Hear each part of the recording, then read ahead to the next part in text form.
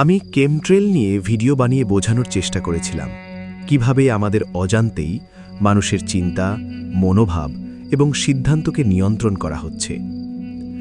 আমরা বুঝতেই পারছি না কিভাবে কিছু শক্তি আমাদের ব্যবহার করে তাদের এজেন্ডা বাস্তবায়ন করছে। আল্লাহ সুবহানাহু ওয়া তাআলা কোরআনে বারবার আমাদের ধৈর্য ধারণ করতে বলেছেন। يا أيها الذين آمنوا استعينوا بالصبر والصلاة إن الله مع الصابرين হে মুমিনগণ, ধৈর্য ও সালাতের মাধ্যমে তোমরা সাহায্য প্রার্থনা করো, নিশ্চয়ই আল্লাহ ধৈর্যশীলদের সাথে আছেন। وَلَنَبْلُوَنَّكُمْ بِشَيْءٍ مِّنَ الْخَوْفِ وَالْجُوعِ وَنَقْصٍ مِّنَ الْأَمْوَالِ وَالْأَنفُسِ وَالثَّمَرَاتِ وَبَشِّرِ الصَّابِرِينَ আমি তোমাদেরকে কিছু ভয়, ক্ষুধা এবং ধন সম্পদ, জীবন ও ফল ফসলের ক্ষয়ক্ষতি দ্বারা অবশ্যই পরীক্ষা করিব। তুমি শুভ সংবাদ দাও ধৈর্যশীলগণকে। খেয়াল করলে দেখা যায় সালাতের চাইতেও ধৈর্যের কথা কোরআনে বেশি এসেছে। সবচেয়ে গুরুত্বপূর্ণ বিষয় হল আল্লাহ আমাদের এই সময়ের জন্যেই ধৈর্যের নির্দেশ দিয়েছেন, কারণ শেষ জামানার বড় পরীক্ষা শুধু বাহ্যিক নয়, মানসিকও।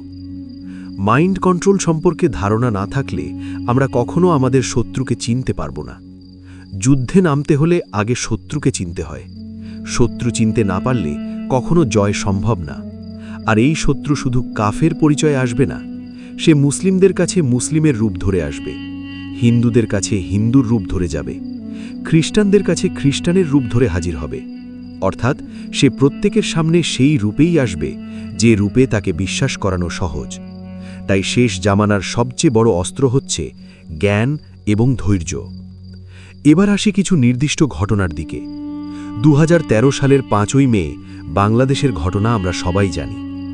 এত বড় ঘটনার মাঝেও আরেকটি বিষয় আমাদের অজান্তেই ঘটে গিয়েছিল। মে মাসের 1 তারিখ থেকে 10 তারিখ পর্যন্ত স্যাটেলাইট চিত্র দেখলে আকাশে অদ্ভুত কিছু মেঘের উপস্থিতি দেখা যায়। আর মে মাসে কি ঘটেছিল তা আমরা সবাই টিভিতে দেখেছি। এরপর দেখা যায় একই ধরনের প্যাটার্ন অন্য দেশগুলোতেও। 2020 সালের 15ই অক্টোবর কিরগিস্তানে প্রেসিডেন্ট জিনবেকভ পদত্যাগ করেন। এখন যদি 1 অক্টোবর থেকে 15ই অক্টোবর পর্যন্ত আকাশের অবস্থা দেখা হয়, সেখানে একই ধরনের মেঘের প্যাটার্ন পাওয়া যায়, যা বাংলাদেশে 2013 সালের মে মাসে দেখা গিয়েছিল। 2022 সালের 11ই জুলাই শ্রীলঙ্কার প্রেসিডেন্ট আন্দোলনের মুখে পদত্যাগ করেন। এবার যদি 1 জুলাই থেকে 11ই জুলাই পর্যন্ত স্যাটেলাইট চিত্র দেখা হয়, সেখানেও একই প্যাটার্নের মেঘ নজরে আসে। 2024 সালের 5ই আগস্ট বাংলাদেশেও একই ধরনের মেঘের প্যাটার্ন দেখা যায়। তবে এখানে আমাদের জুলাই মাসের 1 তারিখ থেকে পুরো মাসের আকাশ পর্যবেক্ষণ করতে হবে, কারণ পুরো মাস জুড়েই এই পরিস্থিতি চলমান ছিল। 2025 সালের 9ই সেপ্টেম্বর নেপালেও একই পরিস্থিতি নজরে আসে।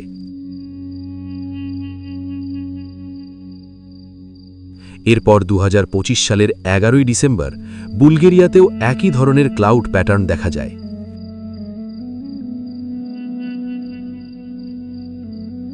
এখন আসুন বর্তমান সময়ের দিকে।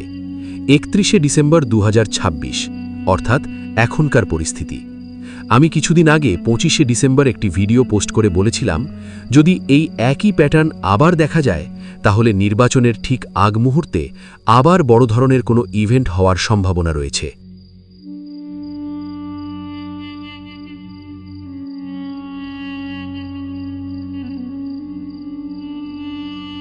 এখন আমরা দেখতে পাচ্ছি আকাশে প্রতিনিয়ত কেমট্রেল ছড়ানো হচ্ছে।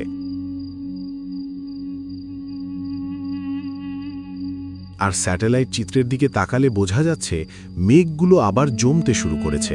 এর পাশাপাশি গতকাল থেকেই নিপাহ ভাইরাস নিয়ে পোস্টগুলো প্রচুর পরিমাণে বুস্ট করা হচ্ছে, যেন মানুষ ভয় পেয়ে আতঙ্কিত হয়ে পড়ে। আমরা যারা বিভিন্ন ফেসবুক গ্রুপে জয়েন আছি, সেখানে অনেক বট আইডিও আছে। তাদের কাজ খুব নির্দিষ্ট। হঠাৎ করে একটা ভয়ঙ্কর ভিডিও বা নিউজ গ্রুপে পোস্ট করবে। গ্রুপের সাধারণ মানুষ সেটা দেখে আতঙ্কিত হয়ে পড়বে। এরপর যখন আপনি বিষয়টা নিয়ে কনফিউশনে থাকবেন, ঠিক তখনই আরও 4-5টা বট আইডি কমেন্ট করবে। তারা বলবে, আমি ঘটনাস্থলে ছিলাম, আমার সামনে ঘটেছে, আমি নিজে দেখেছি। আর আপনি যখন এই কমেন্টগুলো দেখবেন তখন ধীরে ধীরে নিউজটা বিশ্বাস করা শুরু করবেন।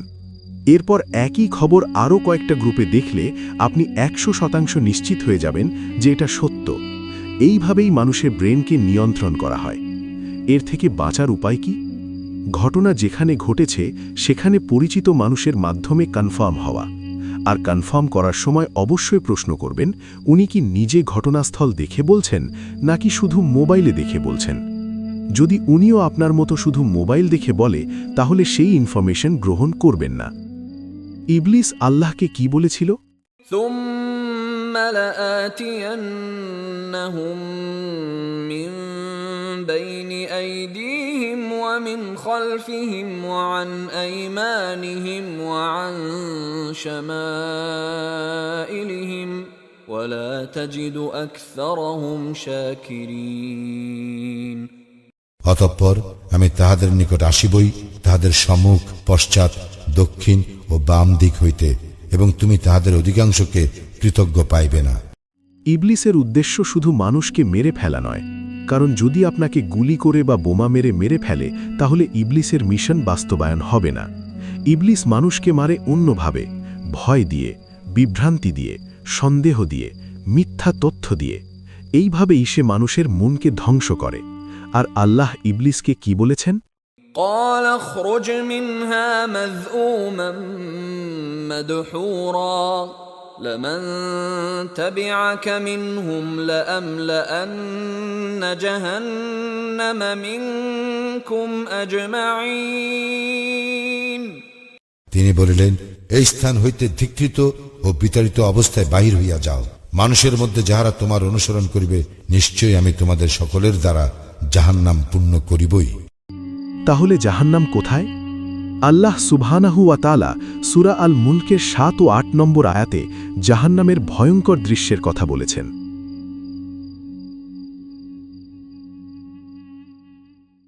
إذا ألقوا فيها سمعوا لها شهيقا وهي تفور যখন উহারা তোর মধ্যে নিক্ষিপ্ত হইবে তখন উহারা জাহান্নামের বিকট শব্দ শুনিবে আর উহা হইবে উদ্বেলিত। 1989 সালে ডক্টর দিমিত্রি আজাকভ এবং কিছু বিজ্ঞানী সাইবেরিয়ায় একটি গভীর খনন প্রকল্পে কাজ করছিলেন। যখন ড্রিলটি 14.4 কিলোমিটার গভীরে পৌঁছায় তখন ড্রিল বিটটি হঠাৎ অস্বাভাবিকভাবে ঘুরতে শুরু করে। মনে হচ্ছিল এটি শক্ত পাথর ভেদ করে এমন একটি ফাঁপা গহ্বরে ঢুকে পড়েছে যা ওই গভীরতায় থাকার কথা নয়।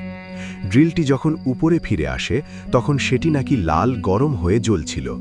এটাও ছিল অপ্রত্যাশিত, কারণ ওই গভীরতায় তাপমাত্রা সাধারণত 100 থেকে 150 ডিগ্রি সেলসিয়াস হওয়ার কথা, কিন্তু যন্ত্রপাতি দেখাচ্ছিল তাপমাত্রা 1100 ডিগ্রি সেলসিয়াসেরও বেশি।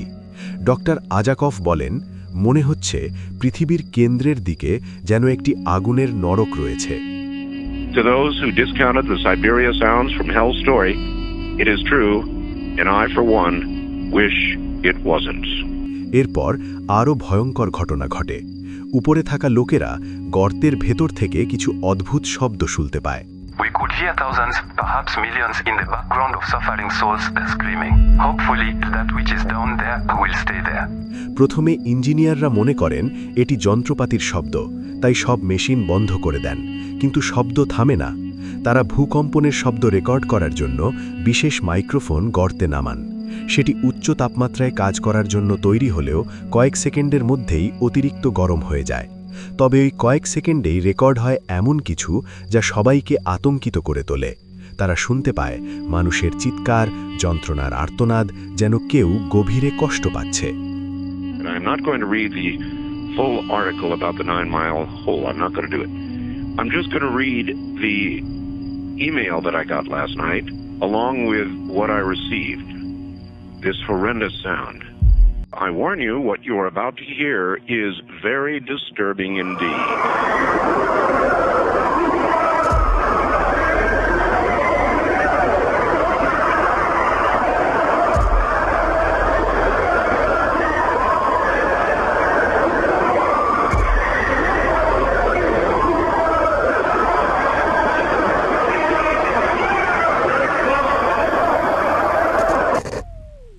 تكاد تميز من الغيظ كلما ألقي فيها فوج سألهم خزنتها ألم يأتكم نذير রোষে জাহান্নাম যেন ফাটিয়া পড়িবে যখনই উহাতে কোনো দলকে নিক্ষেপ করা হইবে উহাদেরকে রক্ষীরা জিজ্ঞাসা করিবে তোমাদের নিকট কি কোনো সতর্ককারী আসে নাই?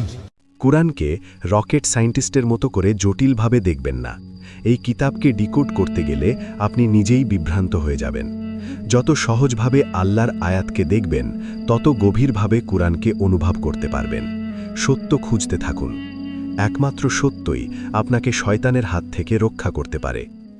আল্লাহই তো কুরআনে বলেছেন, وَلَقَدْ يَسَّرْنَا الْقُرْآنَ لِلذِّكْرِ فَهَلْ مِن مُّدَّكِرٍ কুরআন আমি সহজ করিয়া দিয়াছি উপদেশ গ্রহণের জন্য, অতএব উপদেশ গ্রহণকারী কেহ আছে কি?